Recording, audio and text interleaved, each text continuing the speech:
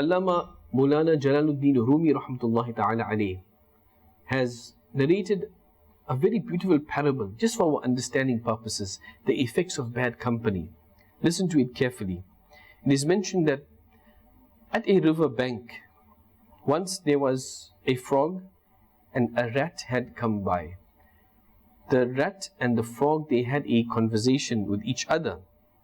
And the rat says that they became friends. So the rat says, if I want to meet with you, how do I meet with you? Because normally you stay in the water. And if I call out to you, perhaps you will not be able to hear me.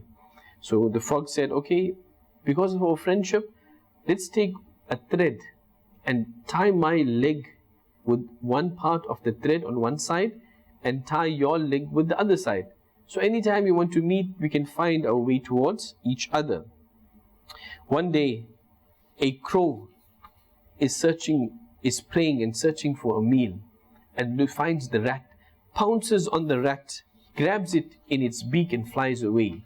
Now because the frog, the thread is attached to his leg, the frog ends up also in the air, being pulled by the crow as a meal for that crow, and says that this is the punishment of friendship with a silly rat. This shows the company of bad people. They will pull you down with them. Allahu Akbar. If the friends are doing wicked things, evil things, and you are associated with them, people will label you with that as well.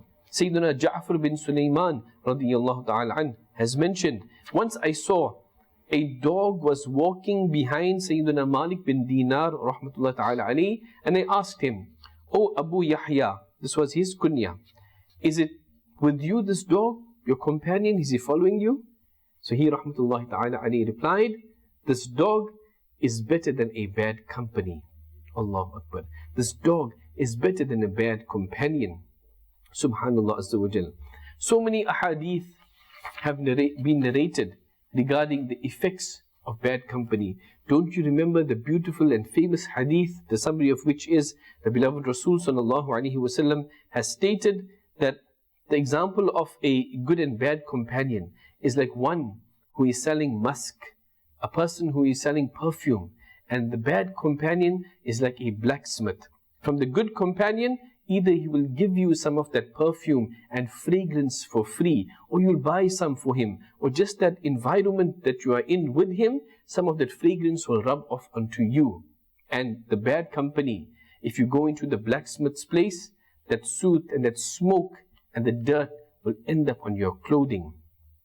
Hakim al-Ummah Mufti Ahmad Yar Khan rahmatullah ta'ala alayhi has elaborated on this beautiful hadith, that how beautiful example the beloved Rasul sallallahu alaihi wasallam has given us, that even if you go towards the perfumer, the one who is selling fragrance, he won't give you dirt, he won't give you soot and smoke, and if you go to the blacksmith, he won't give you fragrance. Like this, in good company, you will expect good as well. You will end up becoming good.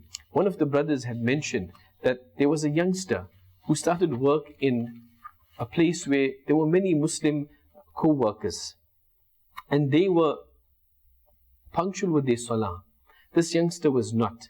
Salah time would come, they would go and perform their salah. And one day this youngster, because he was not punctual, he didn't have that realization of the importance of salah, he wouldn't go. But one day he thought, all my other workers, my fellow employees, they are going to perform salah, and I'm sitting at work, rather I join them. And he ended up joining them for the salahs as well. This is good company. On the other hand, if you are one who is punctual with your salah, and you are with those who are not, or indulge in other sins, eventually it will rub off onto you. Just like it is mentioned, the person is known by their friends. When we look at a person's friends, we can realize what kind of a person this individual is. And if your friends, the so-called friends who are out there, if they take you towards bad and evil places, according to Islam, then people will label you as that as well. And we should guard our honor, guard our modesty and our respect as well. Shaykh Allama Muhammad bin Ahmad Dhahabi rahmatullah ta'ala alayhi has mentioned that a person used to remain in the company of alcoholics, those who were drunkards. And when he was on his deathbed, somebody asked him and tried to persuade him to recite the kalima, Allahu Akbar, the article of faith, and reminded him, try to recite this. But he ended up saying that you drink and give me to drink as well, ma'adallah azza wa jal, and like this, in this condition, without reciting the kalima, that person had died. Another person who was fond of entertainments and games and pleasures and so-called luxuries, and was involved heavily in just wasting his time in playing chess, not performing his salah, not doing all these good things.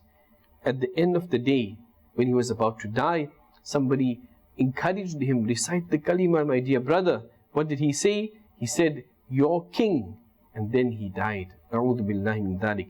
May Allah Azza wa Jal grant us a good death, a good shaheed, that whilst we are fasting in the beautiful city of Madinatul Munawwarah, grant us burial in Jannatul Baqi, and grant us entry into Jannatul Firdaus without accountability, in the closeness of Rasulullah sallallahu alaihi wasallam. We love Madani Channel.